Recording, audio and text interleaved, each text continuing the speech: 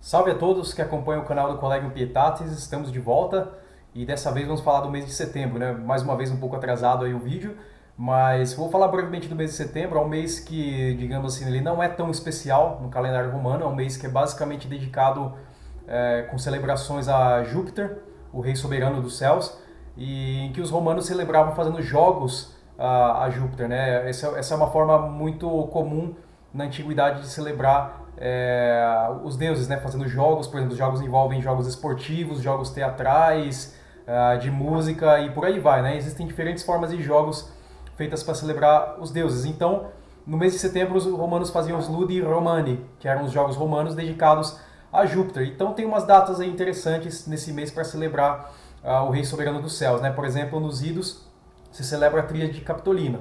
A Tríade Capitolina é uma tríade de deuses, né?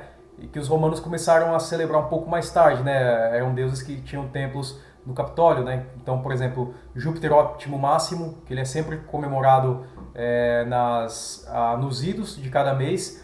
A Minerva, que é uma deusa que faz parte dessa tríade capitolina. E Juno, que é a esposa de Júpiter, é também celebrada na tríade capitolina, né?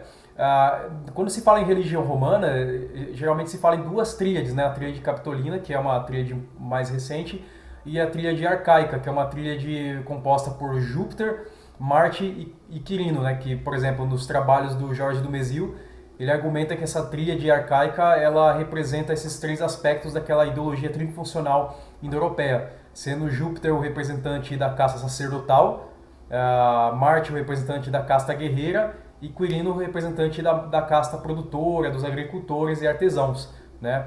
Mas essa tríade arcaica ela acabou perdendo o seu prestígio e hoje nós temos aí então nós conhecemos que os romanos acabaram atribuindo mais prestígio a essa segunda tríade, que é a tríade capitolina, né? Inclusive, o deus Quirinus ele acabou perdendo prestígio e ficou com uma deidade obscura da qual nós não sabemos muito, mas é uma deidade mais arcaica romana, muito, assim, um símbolo muito grande da romanidade também, né? Por exemplo, se acreditava que o romano, quando estava em tempo de paz, ele era um quiris, e quando ele estava em tempo de guerra, ele era um miles, né? Ou seja, ele era um cidadão, um quiris em tempo de paz, e no tempo de guerra ele era um militar, né? Um miles.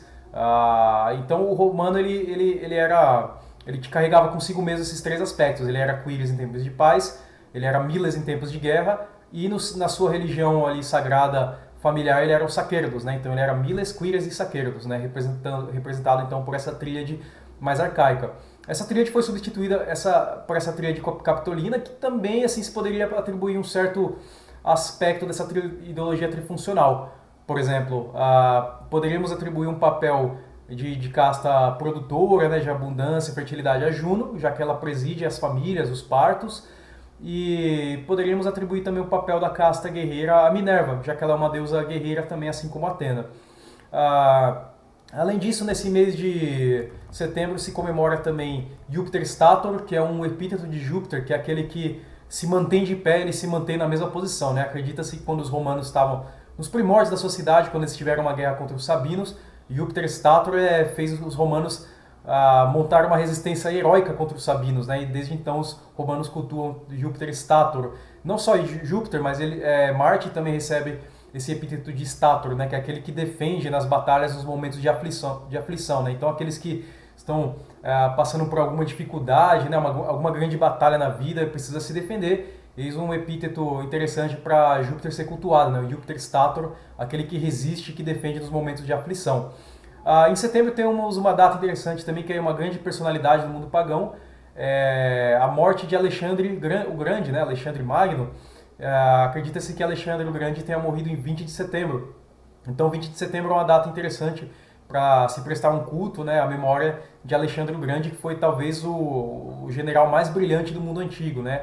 Existe até o Diálogo dos Mortos do Luciano, em que aparece Alexandre o Grande, Cípio o Africano e Aníbal. Eles estão discutindo para saber quem é o general o mais brilhante de toda a história, né? E acaba chegando a uma conclusão que Alexandre o Grande é o mais brilhante e o Cípio ele acaba rebatendo, né, os argumentos de Aníbal, dizendo que ele foi o melhor, ele foi melhor do que o Aníbal porque ele venceu o Aníbal e o Aníbal fugiu dele de forma vergonhosa, né? Então fica ali Alexandre o Grande com a medalha de ouro, Cípio com a de prata e a Aníbal com uma de bronze, né? Mas assim, são 3 generais brilhantes na história militar e dignos de serem estudados, né? Uma data também para a gente entender um pouco da história de Alexandre o Grande, né? Fica até uma sugestão de leitura para vocês lerem as vidas comparadas entre Alexandre e Júlio César, né? Feito por Plutarco. Plutarco é um autor interessantíssimo, ele tem uma prosa muito confortável e gostosa de ler, fica aí a minha recomendação. Em 21 de setembro também se comemora a diva Faustina. Faustina era a esposa de Antonino Pio, que foi um imperador romano, e depois da sua morte ela ganhou um culto também, ela foi divinizada. Isso é uma coisa comum no mundo pagão, né? As pessoas que vivem virtuosamente acabam recebendo um culto após a sua morte, né? São divinizadas. Então a Faustina ela ganha, né, esse status de Augusta como divina, né? E nós como pagãos, né, como praticantes de uma religião pagã, estamos buscando sempre estar próximo do divino, né? A nossa divinização também, né? E finalmente, para fechar o mês de setembro, temos aí uma data para celebrar a Venus Genetrix, né? Que é a Vênus geradora, a Vênus no seu aspecto de fertilidade, a mãe, né, dos romanos. E como eu já disse aí em um vídeo anterior, o culto de Vênus ele era muito disputado, por exemplo, por Júlio César e Pompeu durante a Guerra Civil, né? Existe até uma história de um sonho, né, que Pompeu teve que poderia ser um presságio à batalha em que ele aparecia num templo de Vênus e que esse templo estava cheio de riquezas, né? E ele não conseguia interpretar o sonho para saber se a deusa favoreceria ele, que já tinha patrocinado os templos de Vênus, ou se favoreceria o seu adversário Júlio César, que também disputava o culto de Vênus com Pompeu, para a gente ver como que a religião romana era importante até para dar legitimidade às causas desses grandes políticos desse momento de guerra civil em Roma, né? Então, esse foi o mês de setembro. Tenham aí boas celebrações, boas festas e conduzam os ritos, né? Sejam pios e nos vemos na próxima. Até mais!